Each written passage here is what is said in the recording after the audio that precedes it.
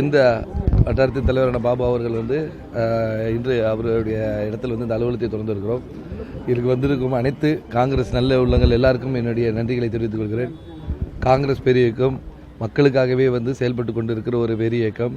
இந்த பெரிய இயக்கத்தை வலிமைப்படுத்தக்கூடிய நீங்கள் இன்னும் மேலும் மேலும் நம் கட்சியின் புகழையும் சாதனைகளையும் தியாகங்களையும் நம் மக்களிடம் எடுத்து சொல்ல வேண்டும். இந்த இடத்துல சொல்லி வருகின்ற 2026 மீண்டும் நம் கூட்டணி ஆட்சி அமைத்து மக்கள் ஆட்சியை நாம் தர வேண்டும் என்று கேட்டுக்கிறேன். நேற்றைய தினத்தில் பிரதமர் கலந்து கொண்ட நிகழ்ச்சியில மக்களால் தேர்ந்தெடுக்கப்பட்ட அமைச்சராக இருக்கட்டும் எம்பிக்களோட பெயர்கள் எல்லாம் புறக்கணிச்சுட்டு தன்னுடைய கட்சியை சார்ந்த நிர்வாகிகளோட பெயரை பிரதமர் சொல்லியிருக்காரு. இது மக்களால் தேர்ந்தெடுக்கப்பட்ட பிரதிநிதிகளை புறக்கணிக்கிறது எப்படி பாக்குறீங்க? ஏற்கனவே தூத்துக்குடியில கனிமொழி அதாவது மத்திய அரசு தமிழகத்தையே புறக்கணித்து தான் இருக்கிறது. அதனால் அந்த பேரை புறக்கணிக்கிறதுல வந்து நம்ம வந்து ஒரு பெரிய இதாக எடுக்க முடியும். ஏன்னா வந்து நிவாரண இதில் இருந்தும் சரி, இப்போ நம்ம கல்விக் கொள்கையை பின்பற்றலைன்னு சொல்லி வந்து தர வேண்டிய நிதிகளாக இருக்கட்டும், அதுபோக வந்து இன்று பிரதமர் அவர்கள் வந்து ராமேஸ்வரத்துக்கு வந்து நேற்று வந்தபோது வந்து இலங்கைக்கு போயிட்டு வந்திருக்காரு. இங்கு இந்தியாவில் வந்து அவர் வந்து மீனவர்களுக்காக பேசிய அவர் ஏன் வந்து ஸ்ரீலங்காவில் வந்து தலைவரை சந்திக்கும் போது வந்து இந்திய மீனவர்களை பற்றி எந்த பேச்சும் எடுக்கவில்லை. அதாவது நம்ம வந்து இது வந்து ஒரு அவருடைய வருகை வந்து நம்ம தமிழகத்தை வந்து நடக்கின்ற ஆட்சி முறையை வந்து குறை சொல்வதற்கும் ஆட்சியாளர்களை வந்து குறை சொல்வதற்காகவே தான் வந்த மாதிரி தான் இருக்கிறது. உண்மையிலே தமிழக மக்கள் மீதும் வந்து இந்திய மீனவர்கள் மீதும் அக்கறை கொண்டிருந்தால் இலங்கை சென்ற போது வந்து கண்டிப்பாக வந்து நமக்காக குரல் கொடுத்திருக்க வேண்டும். அது மட்டுமல்ல, தொடர்ந்து இப்போ வருகை வரும்போது வந்து தமிழர்களையும் புகழ்ந்து பேசும் பிரதமர் அவர்கள் டெல்லி சென்றப்புறம் தமிழகத்தையே மறந்துடுறாங்க. அதனால் வந்து அடிக்கடி வந்து முதல் நிதியை கொடுங்க தான் நம்ம கேட்குறோம். ஃபர்ஸ்ட் ஆஃப் ஆல் வந்து அதாவது மெஜாரிட்டி இருக்கிறதுனால வந்து என்ன வேணால் செய்யலாம் என்று மத்திய அரசு நடத்தி கொண்டு இருக்குது. இப்போ வக்ஃப் போர்டாக இருக்கட்டும், அந்த மசோதாவை வந்து நல்ல இரவு 2 மணிக்கு லோக்சபாவிலையும் 3 மணி அளவில் ராஜ்யசபாவிலையும் பாஸ் பண்ணியிருக்கிறாங்க. இது வந்து ஒரு சிறுபான்மையை வந்து ஒரு குறிவைத்து செய்யும் செயலாக தான் இருக்குது. இது வந்து ஒரு இதோடு முடியாது. இது மற்ற இதையும் தொடர்ந்து வரக்கூடிய ஒரு வாய்ப்புகள் இருக்குது. ஸோ மக்கள் விழிப்போடு இருக்க வேண்டும்னு கேட்டுக்கிறேன். மக்கள் பிரதிநிதிகள் அவர் சந்திச்சு நீங்க தமிழ்நாட்டுக்கு நிதி கொடுங்கன்னு கேட்குறீங்க. தமிழ்நாட்டுக்கு கல்வி நிதி கொடுக்க மாட்டாங்க. ஆனா அந்த இடத்துல எந்த பதிலையும் சொல்லாத சென்ட்ரல் கவர்மெண்ட் ஒரு பொது மேடையில அரசியல் பேச்சாக இந்த கமெண்ட் வந்து பிரதமர் சொல்றாரு. ஏன் நீங்க நேரடியாக ஒரு மக்கள் பிரதிநிதியை சந்திக்க அவர் தயங்கக்கூடியவர் அரசியல் மேடைகள்ல இந்த கருத்தை வந்து சொல்றதுக்கான காரணம் இல்லை, அவங்க வந்து இப்போது நீங்கள் சொன்னபடி பார்த்தீங்கன்னா இப்போ பத்திரிகையாளர் சொன்னது போல் வந்து மக்களாக தேர்ந்தெடுக்கப்பட்டவர்களையும் மேடையிலே சொல்ல பொறுத்தவர் வந்து அவங்களுக்காக பதிலை வந்து அவர் நேரடியாக சொல்லவில்லை.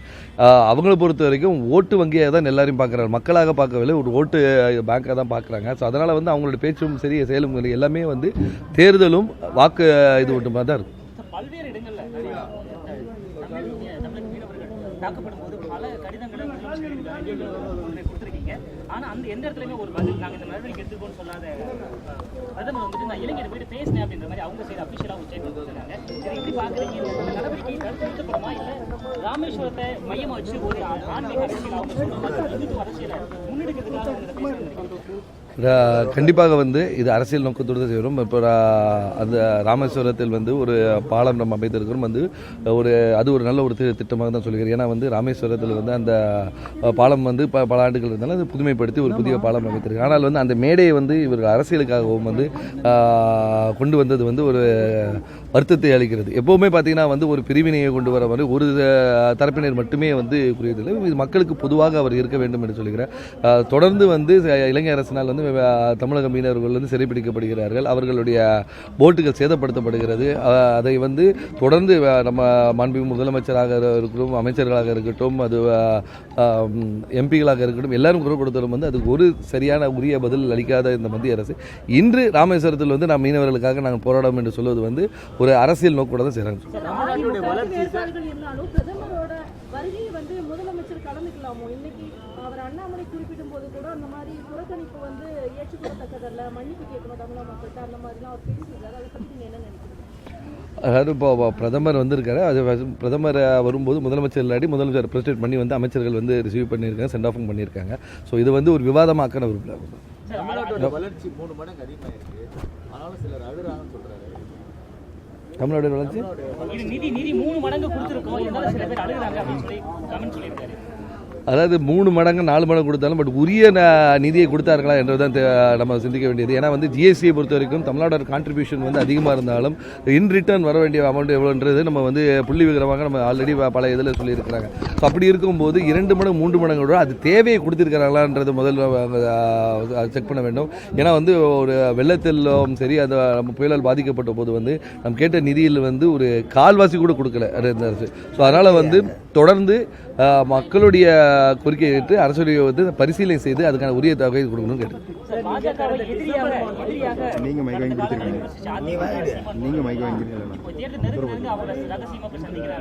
இது எப்படி இது திமுக கூட்டணிக்கு எதிராக இது போன்ற சக்திகள் ஒன்று சேர்ந்து எப்படி பாக்குறீங்க?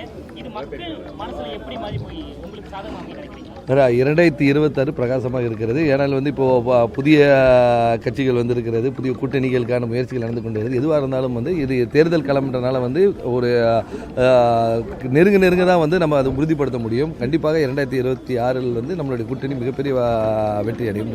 தமிழ் மொழி பற்றி குறிப்பிடும்போது தனக்கு வர்ற கடிதம் கூட தமிழ் அதை கையெழுத்து பிரதமர் வந்து ஒரு விஷயத்தை முன்வச்சிருந்தாரு. அதை நீங்க எப்படி பாக்குறீங்க?